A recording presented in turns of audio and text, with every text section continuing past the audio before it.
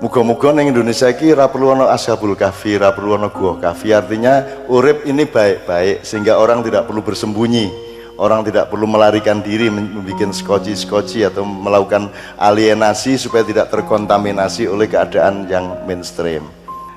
Secara nasional masih butuh banyak gua-gua kahfi. Sebenarnya sejak lama kalau ngomong Sunan Kalijogo yang beliau ciptakan adalah jangan sampai ada gua kahfi, supaya ora perlu ana wong sing wedi, ora perlu ana wong sing melarikan diri gitu loh.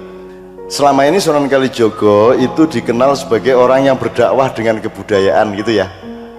Itu cuman 15% dari tugas beliau. Tugas utama beliau itu justru adalah ikut menata peralihan-peralihan keadaan di dalam negara.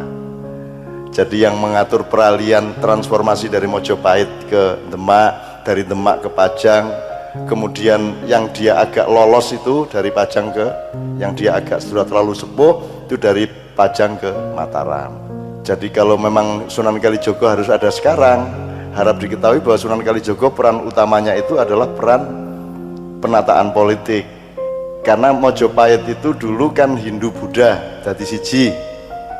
Terus mergono lumpur di daerah Mojokerto, daerah di desa Canggu sumbernya, ekonomi Mojopahit hancur, maka Sunan Kalijogo disuruh oleh Wali Songo yang lain untuk menyiapkan transformasi perpindahan Bedol Negoro dari Trowulan ke Gelagahwangi. Gelagahwangi itu daerah Demak sekarang. Yang diajak adalah salah satu juniornya namanya Sunan Kudus, karena Sunan Kudus ini bapaknya yaitu Sunan Kudus dibunuh oleh pangapnya atau panglima perangnya Mojopahit. Tapi justru datang ke Mojopahit, Sunan Kudus ini disuruh Sunan Kalijogo untuk menyatakan bahwa tidak ada masalah dengan bapak saya dibunuh asalkan kita bersama-sama membangun negara untuk kesejahteraan rakyat.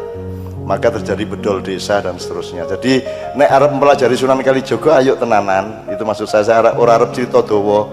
Yang harus Anda perhatikan ketika keraton melansing mushaf keraton ya 2 tahun yang lalu apa setahun yang lalu, setahun yang lalu lah kira-kira, itu datang raja-raja dan sultan-sultan. Harap Anda tahu ya di Indonesia ini ada sekitar 240 kesultanan dan kerajaan, masih banyak loh mas ya.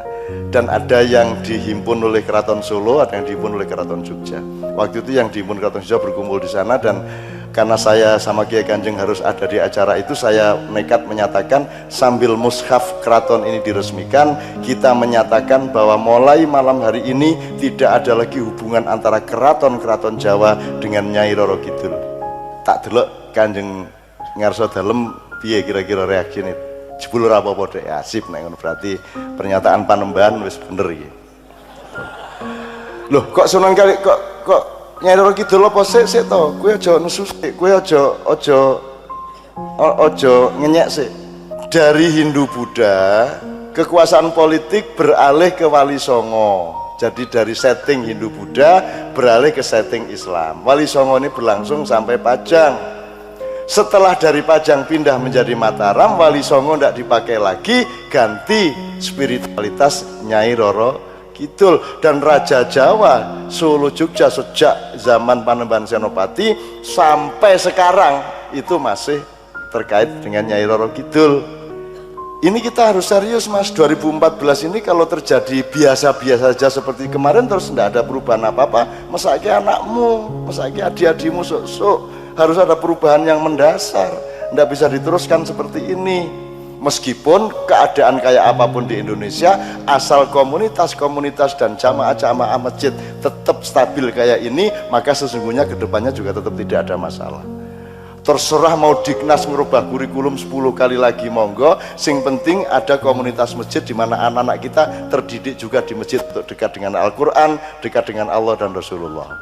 Jadi masjid ini sangat penting luar biasa. Dan di mana-mana masjid berdiri. Saya sama Kiai Kanjeng keliling Belanda itu salah satu beberapa masjid yang kami datangi itu adalah masjid yang masih berbentuk sinagog.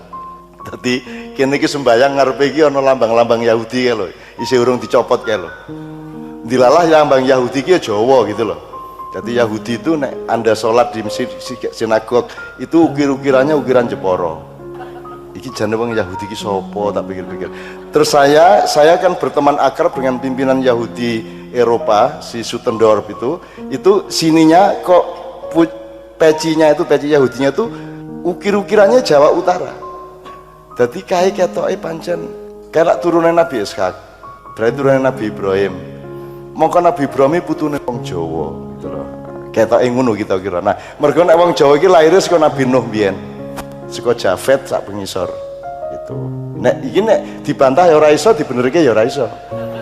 Ning pokoke kudu kok pikir iki aja njur kabeh kudu Arab, jare sapa kabeh kudu Arab.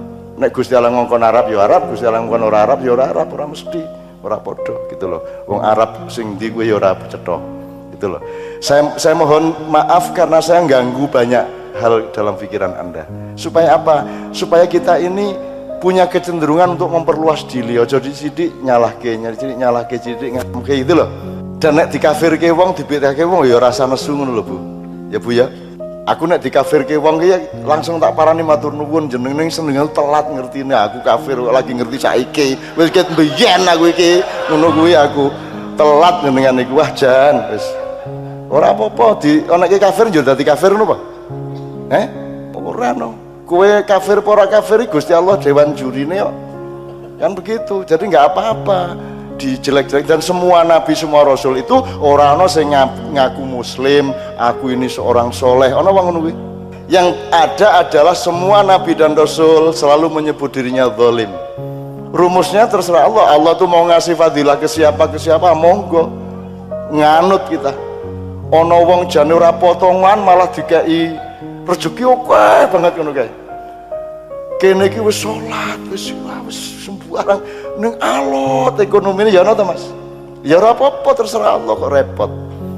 Kekayaan adalah keridhaan kepada Allah. Itu yang terkaya. Orang yang terkaya adalah orang yang ikhlas kepada apapun saja yang dikehendaki Allah atas dirinya. Itulah kekayaan yang sejati. Ngono kuwi dinggo wong melarat kudu diomongke ngono kuwi. Jan nesu ya.